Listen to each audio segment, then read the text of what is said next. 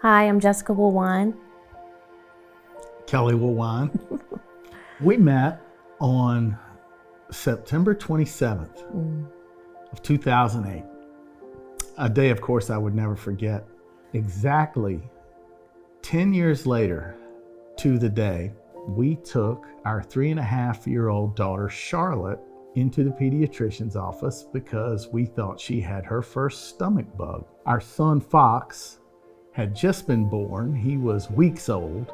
She had thrown up a couple times during the week, low-grade fever, 99 degrees, maybe 100. They tested her for everything, strep, flu, various bugs, couldn't come up with anything. And so after about 90 minutes or so, the doctor suggested that we go over to Roanoke Memorial and get an ultrasound because he wanted to rule out appendicitis. I took Charlotte to the hospital, just her and I in there, and they started looking around and it was taking a while. They brought in an extra person. I started to get a weird vibe that things were off, but no one would really tell me anything. And then they left and said, "Miss Woolwine, we're gonna have someone come in and sit next to you and you're gonna get a phone call on this phone."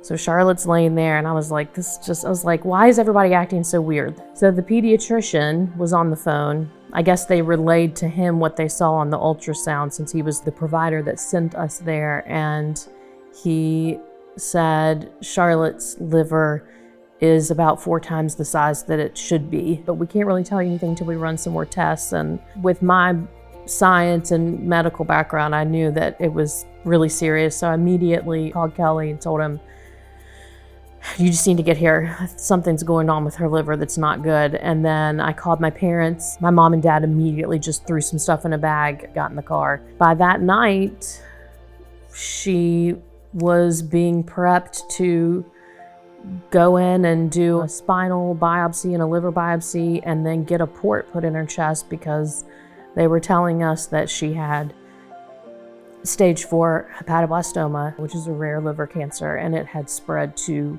both of her lungs. When they did the ultrasound that day, we never left the hospital again. For a long time. When we were sitting outside the room, we always call Charlotte Little Charles. And Kelly said, "What if we lose little Charles?" And I said, "We're not going to. But if we do, we have to survive this because we have another child. We just had a son and we have to take care of him and we have to be parents to him." But then I said, "But we're not going to lose Charlotte. We're going to figure this out." And that was one of many times where we just had to face what was happening, but also find it within ourselves to just fight. Was getting her first dose of chemotherapy less than 36 hours later. I was still in my work clothes. Charlotte was barely conscious, very sick. The team that was treating us hadn't seen that particular disease before. The burden of that disease was overwhelming. 3 weeks in, we were medically transported to Cincinnati Children's. And when we were in Roanoke, the team there did everything that they knew to do and that the protocol says to do for hepatoblastoma, but Charlotte needed a lot of extra special care. This was very rare and none of them had ever treated it before. That's a whole separate specialized section from the kids who have leukemia and blood diseases, and so it's very specialized.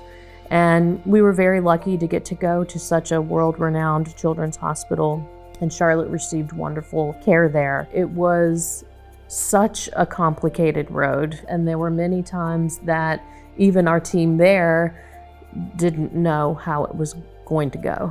We spent 1 year living in Cincinnati. We missed our son's whole first year for the most part. Very intense treatment. The world of chemo and surgery for a child is very different. They can't advocate for themselves. They can't drive themselves in for a transfusion.